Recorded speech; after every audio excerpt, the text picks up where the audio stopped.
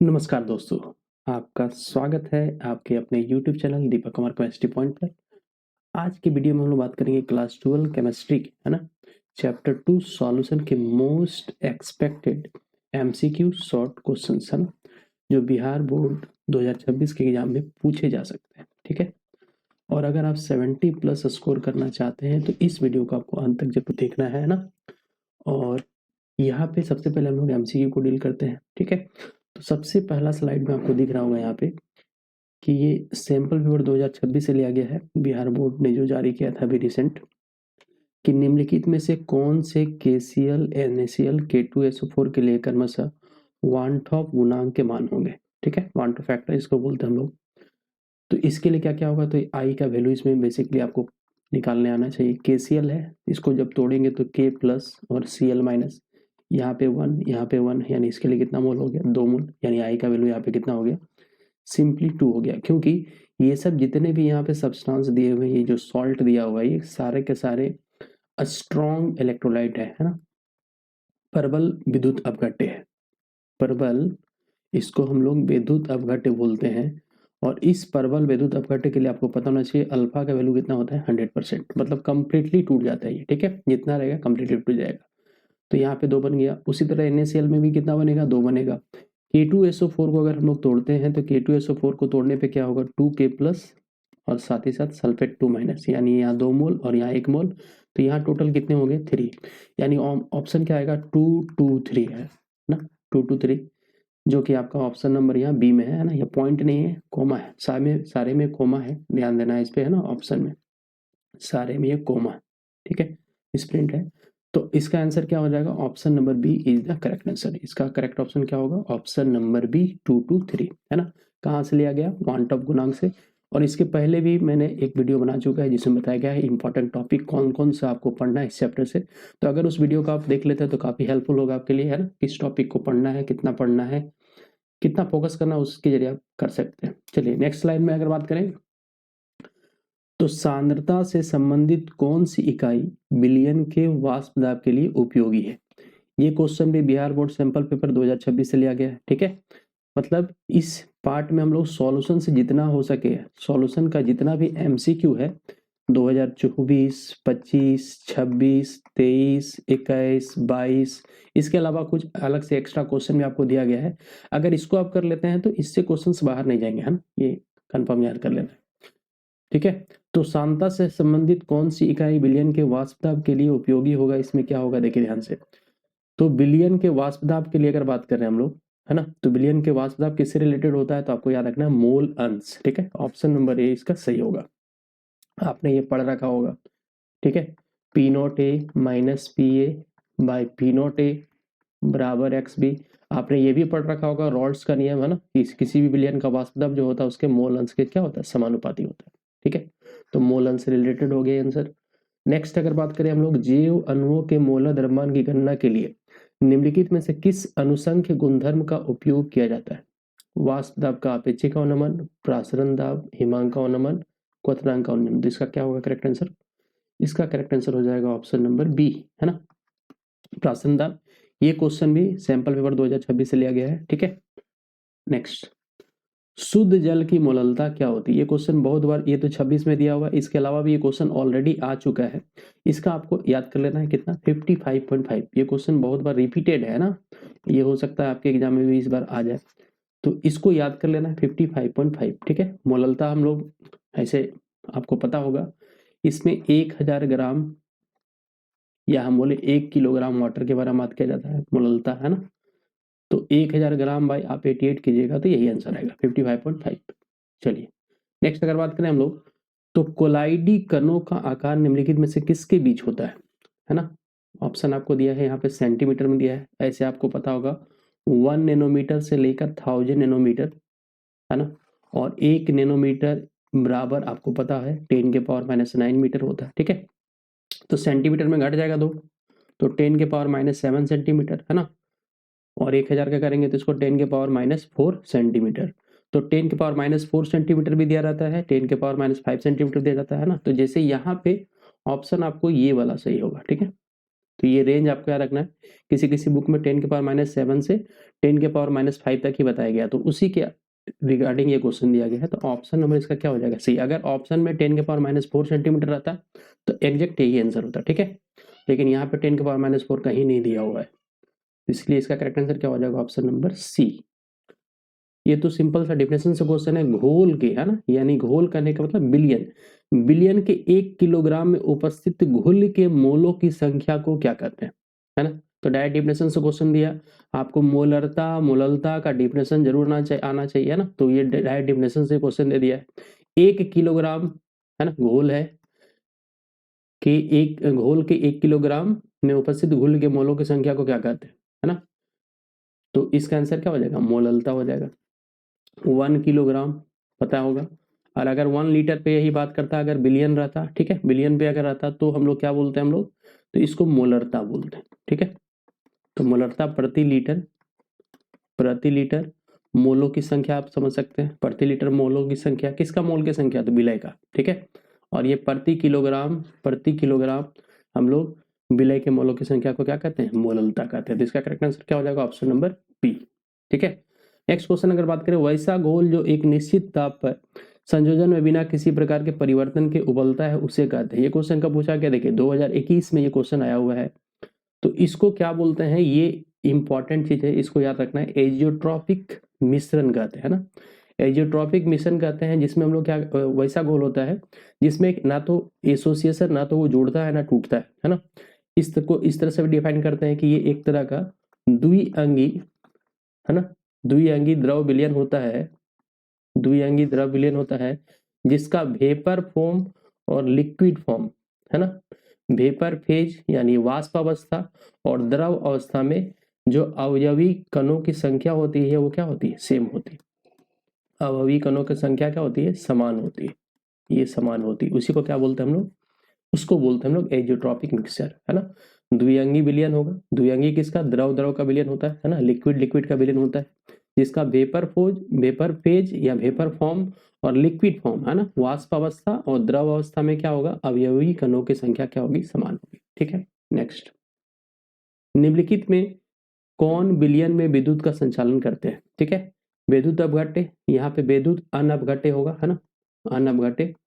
यहाँ पे H2 अणु या तांबे के तार।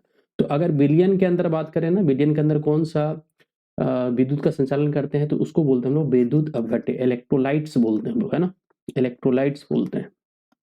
इलेक्ट्रोलाइट्स यानी विद्युत अपघट्य के जो कण होते हैं वो मूव करते हैं, उसके द्वारा विद्युत धारा प्रवाहित होती है, ठीक है। चलिए, इसके बाद अगर बात करें हम लोग, निम्नलिखित में से किस जलीय विलयन का क्वथनांक सबसे अधिक होगा? ये क्वेश्चन कब आया है? इस बार का एग्जाम जो हुआ था बिहार बोर्ड 2025 में, ये पूछा गया था, ठीक है। तो किसका क्वथनांक सबसे अधिक होगा, है ना? 1 मोलर NaOH, है ना। ये किससे दिया गया है? तो आपको बताया गया था अनुसंख्य गुणधर्म, अनुसंख्य गुणधर्म के बारे में आपने पढ़ रखा होगा, है ना। ये विलय के कणों की संख्या पर डिपेंड करता है ना, विलय के कणों की संख्या पर जो डिपेंड करता, निर्भर करता है, उसको क्या बोलते हैं हम लोग? अनुसंख्य गुणधर्म बोलते हैं। इसके प्रकृति पर निर्भर नहीं करता, डिफिनेशन में पूछता है इसका। तो यहाँ पे जिसमें कण ज्यादा होगा, अब इस NaOH को अगर आप तोड़िएगा तो इस NaOH को तोड़ने पर कितना कण बनेंगे, है ना, एक Na प्लस एक OH माइनस, यानी 2 मोल बनेंगे यहाँ पे, ठीक है। यहाँ पे Na2SO4 को तोड़ेंगे, है ना, तो कितना कण, कितना मोल बनेगा? 3 मोल्स बनेंगे, है ना। सब में देखिए कंसंट्रेशन सब में सेम है, 1 मोलर, यहाँ भी 1 मोलर, यहाँ भी 1 मोलर, सब में 1 मोलर है, ठीक है। तो आपको केवल देखना है कौन से ज्यादा विलय के कण बनाएंगे। अब इस अमोनियम नाइट्रेट में बच्चे लोग देख के यहाँ पे 4 3 करके ज्यादा बना देगा, लेकिन ये टूटता कैसे है? NH4 प्लस और NO3। तो यहाँ भी 1 मोल, कितना मोल हुआ? 2 मोल, ठीक है। तो यहाँ 2 मोल। पोटासियम नाइट्रेट को अगर तोड़ेंगे तो यहाँ भी क्या होगा? K प्लस और NO3 माइनस, यहाँ भी कितना मोल? 2 मोल, ठीक है। इसका करेक्ट आंसर क्या हो जाएगा? Option number C is the correct answer. चलिए नेक्स्ट क्वेश्चन पे चले हम लोग। निम्नलिखित में से किसका हिमांक अवनमन अधिकतम होगा? तो ये भी आपका क्वालिटेटिव प्रॉपर्टीज अनुसंख्य गुणधर्म से ही रिलेटेड है। तो जिसका I का वैल्यू सबसे ज्यादा होगा, I का वैल्यू जो उसका सबसे ज्यादा होगा, मोस्ट होगा, वही उसी का हिमांक का अवनमन क्या होगा? सबसे अधिकतम होगा। तो K2SO4 को तोड़ेंगे तो यहाँ पे 3, है ना, NaCl को तोड़ेंगे तो 2, ये दोनों टूटता नहीं है, इसको नॉन इलेक्ट्रोलाइट बोलते हैं हम लोग, है ना। है ना, विद्युत अनअपघट्य बोल सकते हैं आप, है ना, ठीक है। तो ये सब टूटता नहीं, इसके लिए आई का वैल्यू आपको याद रखना है 0 होता है, ठीक है, आई का वैल्यू 0 होता है। तो सबसे ज्यादा किसमें हुआ, तो ऑप्शन नंबर ए इसका करेक्ट आंसर हो जाएगा। ये क्वेश्चन भी कब पूछा गया है, बिहार बोर्ड 2025 का क्वेश्चन है, इंपॉर्टेंट। देखिए क्वेश्चन किस तरह से आ रहा है, ठीक है। तो इस तरह का क्वालिटेटिव प्रॉपर्टीज से क्वेश्चन आपका एक रहता ही रहता है ना।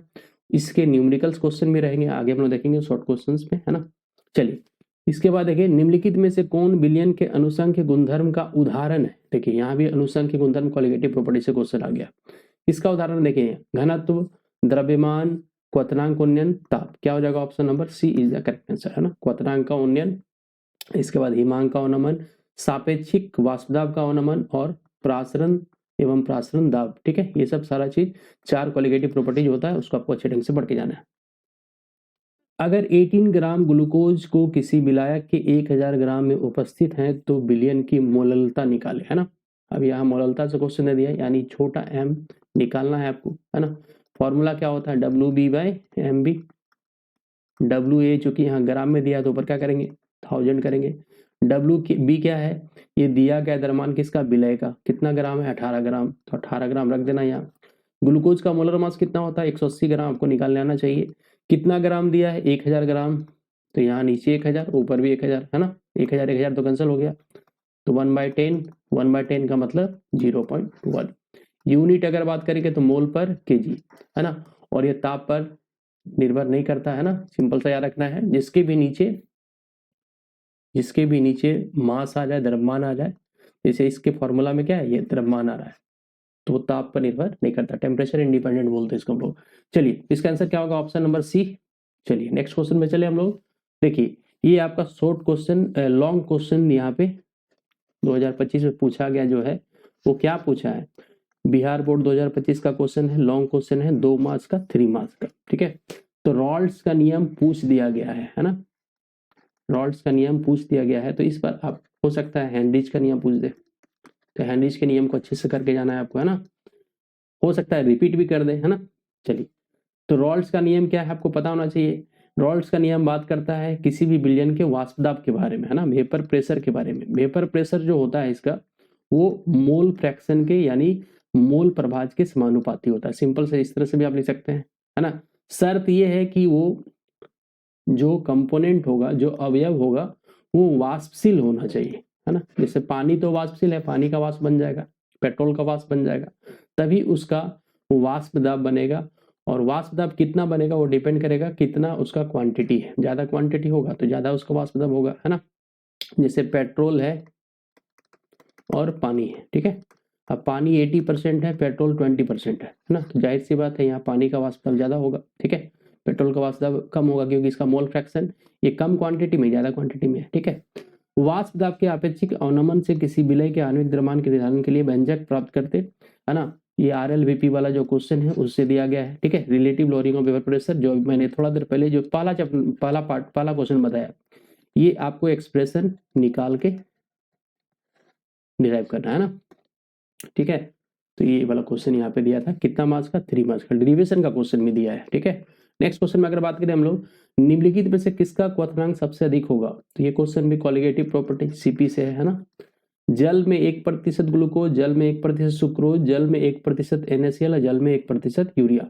तो ग्लूकोज, सुक्रोज और यूरिया ये सारे के सारे क्या है, विद्युत अनअपघट्य है ना, नॉन इलेक्ट्रोलाइट जिसको बोलते हैं, विद्युत अनअपघट्य है। और इसके ये टूटता नहीं है, ना टूटता है ना जुड़ता है, तो इसका आंसर तो यही हो जाएगा। क्योंकि इसको जैसे हम लोग पानी में डालेंगे 2 मोल बन जाएगा। कैसे कैसे 2 मोल बना, 1 मोल बनेगा Na+ का आयन और दूसरा मोल Cl- का आयन, 1 मोल बन गया 2 मोल, ठीक है। इसका आंसर क्या होगा, ऑप्शन नंबर सी। निम्नलिखित में से कौन आदर्श घोल नहीं है, तो अभी एग्जाम्पल्स वगैरह भी आपके क्वेश्चंस आ रहे हैं, इसीलिए मैंने ये क्वेश्चन डाला है, ठीक है। तो आपको पता होना चाहिए आदर्श घोल इसमें से कौन सा नहीं है। तो बेंजीन और टॉल्विन ये दोनों लगभग एक कार्बन का डिफरेंस रहेगा। जैसे बेंजीन का हम लोग फॉर्मूला क्या बोलते हैं, C6H6 बोलते हैं। इसमें क्या होगा, C6H5CH3। तो यानी यहाँ पे 7 कार्बन है, यहाँ 6 कार्बन है ना, तो लगभग आसपास है, तो ये आदर्श घोल बनाते हैं, ठीक है। मिथाइल अल्कोहल, इथाइल अल्कोहल, इसमें भी 1 कार्बन का अंतर है, तो ये भी आदर्श बनाएगा। अब क्लोरोफॉर्म और एसीटोन है, देखिए ध्यान से, क्लोरोफॉर्म का फॉर्मूला क्या होता है, CH3। एसीटोन का फॉर्मूला क्या होता है CH3COCH3 है ना। तो यहाँ पे एक्चुअली क्या है, इस केस में यहाँ पे एक बॉन्ड बनता है हाइड्रोजन बॉन्ड। कौन सा बॉन्ड बनता है, हाइड्रोजन बॉन्ड बनता है, जिसके कारण है ना, जिसके कारण यहाँ पे ऐसे कर दीजिए, जिसके कारण इसका वाष्प दाब यहाँ पे घट जाता है ना। तो आदर्श घोल नहीं है बल्कि ये क्या है, क्लोरोफॉर्म प्लस एसीटोन, ये अनादर्श विलयन का उदाहरण है। अब अनादर्श में किसका है ना, अनादर्श में भी दो तरह का पढ़े हम लोग, एक धनात्मक और दूसरा ऋणात्मक। धनात्मक में क्या होता है, तो धनात्मक में वाष्प दाब बढ़ जाता है, वेपर प्रेशर बढ़ जाएगा। तो वेपर प्रेशर क्यों बढ़ता है, ये क्वेश्चन पूछा जाता है, क्योंकि यहाँ पे आपको याद रखना ए और बी यानी विलायक और विलय के बीच बॉन्ड जो होता है वो कमजोर होता है ना। कमजोर होगा तो आसानी से टूटेगा, तो वेपर प्रेशर क्या होगा, बढ़ेगा।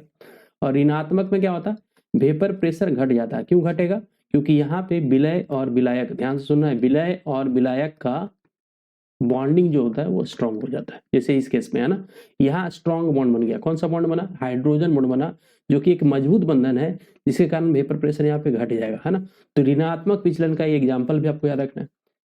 Carbon tetrachloride, silicon tetrachloride, carbon के नीचे सिलिकॉन पाया जा रहा है ना, एक ही ग्रुप का है, तो लगभग लगभग है ना, ये भी आदर्श विलयन का उदाहरण है। तो इसका करेक्ट आंसर क्या होगा, ऑप्शन नंबर सी। निम्नलिखित में से कौन अर्ध पारगम्य झिल्ली से निकल पाते हैं, विलायक कणु, विलय कणु, जटिल आयन, सरल आयन है ना। तो अर्ध पारगम्य झिल्ली एक इस प्रकार की झिल्ली होती है जिसमें केवल और केवल विलायक के अणु ही पार कर सकते हैं ना, विलायक के अणु ही पार कर सकते हैं, ठीक है। तो इसका आंसर क्या होगा, ऑप्शन नंबर ए। आदर्श और अनादर्श घोल क्या है, ठीक है। तो आदर्श अनादर्श घोल किसको बोलते हैं हम लोग, तो आदर्श वाला आप पढ़े हैं ना, जो रॉल्स के नियम का पालन करते हैं ना, रॉल्स के नियम का जो पालन करते हैं उसको क्या बोलते हैं, आदर्श घोल है ना। और रॉल्स का नियम क्या है, किसी विलयन का वाष्प दाब जो होता है उस क्या होता है, उसके मोल प्रभाज के समानुपाती होता है। किसी भी विलयन का वाष्प दाब उसके मोल प्रभाज के समानुपाती होता है। इसको आपको याद कर लेना है। इसी को अगर हटाते हैं हम लोग तो ये चीज आता है P0 × x है ना, ये आपका प्रोपोर्शनली कांस्टेंट है। नेक्स्ट क्वेश्चन अगर बात करें हम लोग, समप्रासरी घोल किसे कहते हैं, है ना। तो उस तरह का घोल जिसमें दोनों जो विलयन होगा है ना, या दोनों लिक्विड जो होगा, दोनों आप विलायक बोल सकते हैं या विलयन ही मान के चलिए, यहाँ पे दोनों विलयन का क्या होगा, ऑस्मोटिक प्रेशर यानी प्रासरण दाब जो होगा π1 बराबर क्या होता है, π2 होता है, ठीक है। जब कभी भी किसी भी दो विलयन का ऑस्मोटिक प्रेशर यानी प्रासरण दाब बराबर हो जाता है तो उसको क्या बोलते हैं हम लोग, समप्रासरी घोल कहते हैं, ठीक है। समप्रासरी विलयन कहते हैं। इसको इंग्लिश में क्या बोलेंगे, आइसोटोनिक सॉल्यूशन, ठीक है, आइसोटोनिक सॉल्यूशन, जिसमें क्या होगा π1 बराबर π2, ठीक है। और ये क्यों होता है, क्योंकि आपको याद रखना है उनके मोलर सांद्रता क्या होती है, समान हो जाती है ना। ये क्वेश्चन भी आपको एमसीक्यू में मिल जाएगा, क्यों होता है याद रखना है, मोलर सांद्रता क्या होती है, समान हो जाती है। चलिए ये क्वेश्चन, किसी गैस के ठोस में विलयन का एक उदाहरण दे, है ना। किसी गैस के ठोस में, यानी गैस किसके अंदर घुला हुआ है ना, गैस जो है किसके अंदर एडजर्ब हुआ है, अधिशोषित हुआ है, तो ठोस के अंदर है ना। जैसे हम लोग इसका एग्जांपल ऐसे समझ सकते हैं ना, जैसे हाइड्रोजन जो गैस होता है, हाइड्रोजन गैस को अगर हम लोग निकेल के साथ, पैलेडियम के साथ या प्लेटिनम के साथ जब अभिक्रिया करवाते हैं, जो कि एक क्या होता है, उत्प्रेरक के रूप में काम करता है, तो यहाँ पे वही अधिशोषित होता है। तो ये एग्जांपल आप डाल सकते हैं ना, hydrogen gas nickel, palladium, platinum है ना, कोई भी एक डाल दीजिए, ठीक है। अधिशोषण है ना, अवशोषण नहीं, आप पढ़े होंगे अधिशोषण अवशोषण है ना। चलिए नेक्स्ट वही है, देखिए है ना, यहाँ पे भी वही क्वेश्चन पूछ दिया फिर से, आइसोटोनिक विलयन किसे कहते हैं, वही समप्रासरी विलयन, तो बहुत इंपॉर्टेंट है ना। इसके अलावा दो तरह का विलयन और होता है ना, एक होता है हाइपरटोनिक और एक हाइपोटोनिक, ठीक है। चलिए नेक्स्ट अगर हम लोग बात करें, मोलल उन्नयन स्थिरांक क्या है, यह विलयन की यहाँ मोललता होगा ना, मोललता से किस प्रकार संबंधित है, ठीक है।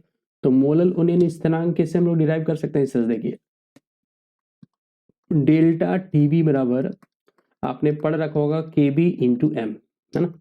ये मैथमेटिकल फॉर्म आप पढ़ रखा होगा, किसमें है, तो ये पार्ट है आपका क्वथनांक में उन्नयन है ना, क्वथनांक में उन्नयन, ये आपका जो अनुसंख्य गुणधर्म नंबर दूसरा, अनुसंख्य गुणधर्म नंबर दूसरा प्रॉपर्टी, दूसरा जो हम लोग पढ़े थे 4 तरह का होता है ना, उसमें ये दूसरा नंबर में आता है।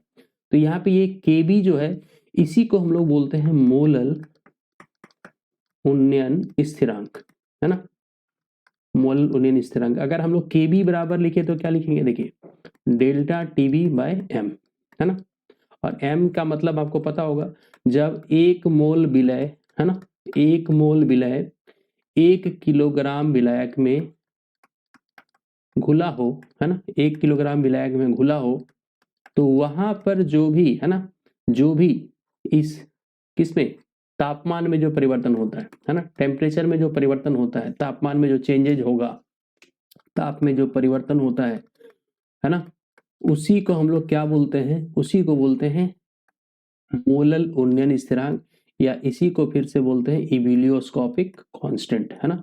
कभी कभी आपको हिंदी में लिख देता है इविलियोस्कोपिक कांस्टेंट, आपको समझ में नहीं आता तो ये इसी का नाम है ना, मोलल उन्नयन स्थिरांक, ठीक है।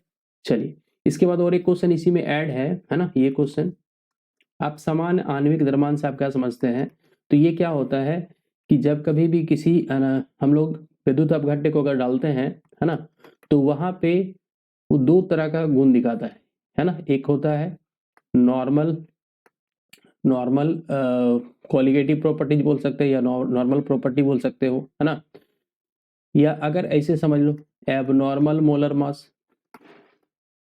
है ना, मोलर मास बटा ऑब्जर्व मोलर मास। मतलब सिंपली क्या है, आप सामान्य आणविक द्रव्यमान क्या है, तो ये एक अनुपात होता है, किसका अनुपात होता है ना, किसका अनुपात होता है, तो एबनॉर्मल मतलब असामान्य आणविक द्रव्यमान और प्रेक्षित आणविक द्रव्यमान के अनुपात को बोल सकते हैं हम लोग, है ना। इसको ऐसे बोलता है आई बराबर normal molar mass to observe molar mass, ऐसे बोला जाता है, ठीक है। तो ये एक तरह का एसोसिएशन और डिसोसिएशन के कारण, यानी संयोजन और वियोजन के कारण होता है। कुछ जैसे इलेक्ट्रोलाइट को जैसे हम लोग पानी में डालते हैं या किसी विलयन में डालेंगे, NaCl को ही अगर हम लोग डालें तो NaCl पानी के अंदर डालने के बाद ये क्या होता है, टूट जाता है ना, हम लोग डाले तो 1 मोल थे, है ना, ये बन गया 2 मोल, तो यहाँ पे क्या हुआ, ये वियोजन बोलते हैं इसको, क्या बोलते हैं इसको, वियोजन। तो ये वियोजन और संयोजन के कारण उनके आणविक द्रव्यमान में अंतर आ जाता है। थियोरेटिकली कुछ और था, है ना, सैद्धांतिक रूप से कुछ और था, है ना। तो सिंपली आप बोल सकते हो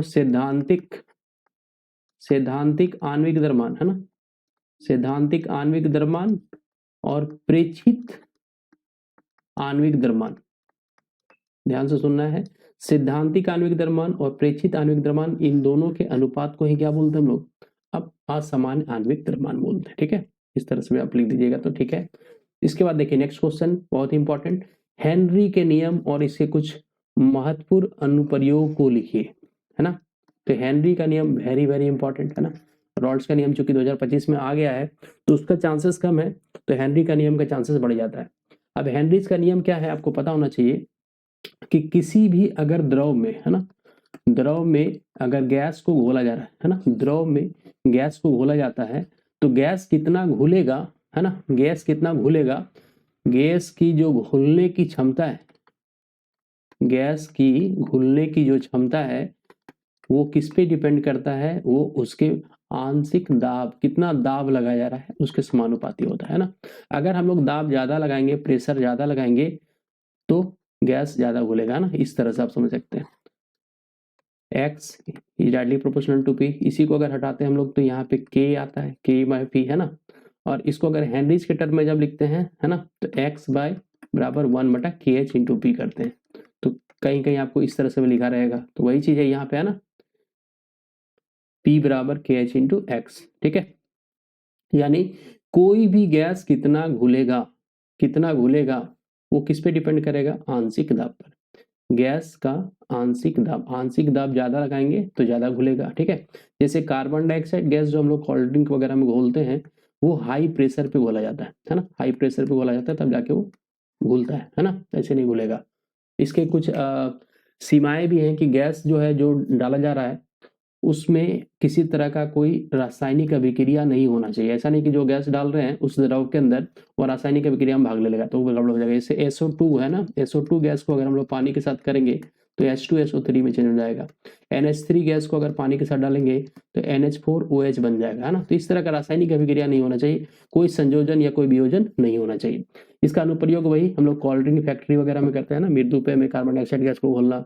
इसके अलावा गोताखोर लोग जब कभी भी गैस सिलेंडर लेके जाते हैं समुद्र के अंदर, तो वहां पे भी वो गैस को डाइल्यूट करते हैं, है ना। तो ये सब अनुप्रयोग हो गया। ये पी प्रकार तथा एन प्रकार का अर्धचालक, ये आपका सॉलिड स्टेट का पार्ट है ना। तो इसका आंसर आप बता सकते हैं, ये आप कमेंट बॉक्स में बताइएगा, ठीक है। चलिए नेक्स्ट में अगर बात करें हम लोग, समप्रासरणी विलयन के बराबर होता है। ये कब का क्वेश्चन है? 2024 में आया वो क्वेश्चन है, अच्छा क्वेश्चन है। बताइए, इसका आंसर भी तो मैंने बता दिया था कि समप्रासरणी विलयन में घनत्व के बराबर होता है, नॉर्मलता के बराबर होता है, शक्ति के बराबर होता है कि मोलर सांद्रण। अभी जस्ट मैंने बताया था। क्या होगा इसका आंसर? आंसर हो जाएगा ऑप्शन नंबर डी, मोलर सांद्रण, है ना।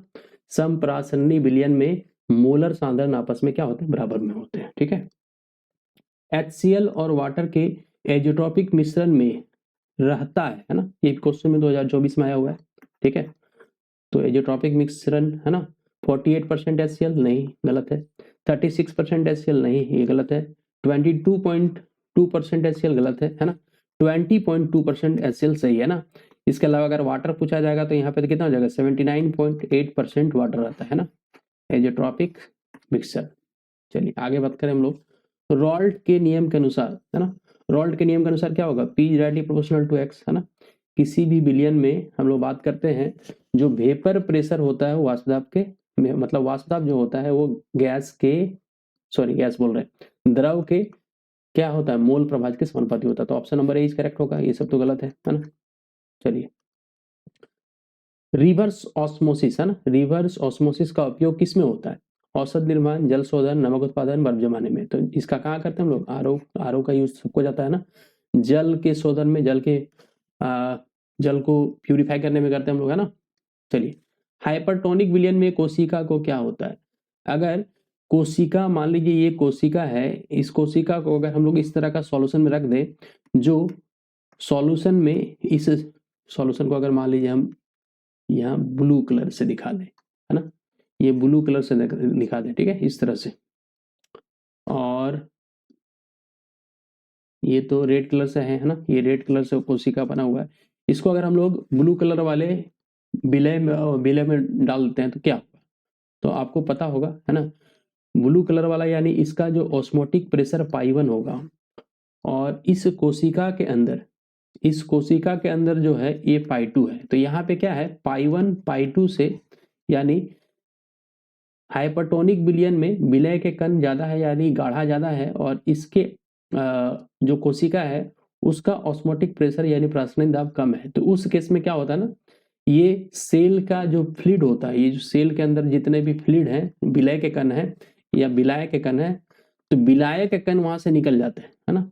तो विलाय के कण जब निकल जाएगा तो सेल क्या होगा? सिकुड़ जाता है ना, याद रखना है। सेल क्या होगा? सिकुड़ जाएगा। जैसे हम लोग आम जो रखते हैं, आम को अगर हम लोग क्या कर दें, नमक के साथ जब डाल देते हैं, है ना, नमक के साथ डालते हैं तो आम क्या होता है? सिकुड़ जाता है, क्योंकि आम के अंदर का जो पानी है, वाटर है, वो वाटर कौन एब्जॉर्ब कर लेता है? बाहर का नमक एब्जॉर्ब कर लेता है, ठीक है। तो सिकुड़ जाता है ना। तो उसी तरह आपको हमेशा याद रखना है कि जब कभी भी किसी भी पदार्थ को अगर हम लोग जिसका सांद्रता कम है उसको उच्च सांद्रता वाले विलयन में डाल देंगे तो वो सिकुड़ जाएगा, है ना। तो ऑप्शन बी इसका सही आंसर हो जाएगा। मोल फ्रैक्शन का मान हमेशा होता है ना। मोल फ्रैक्शन का मान किस में होता है?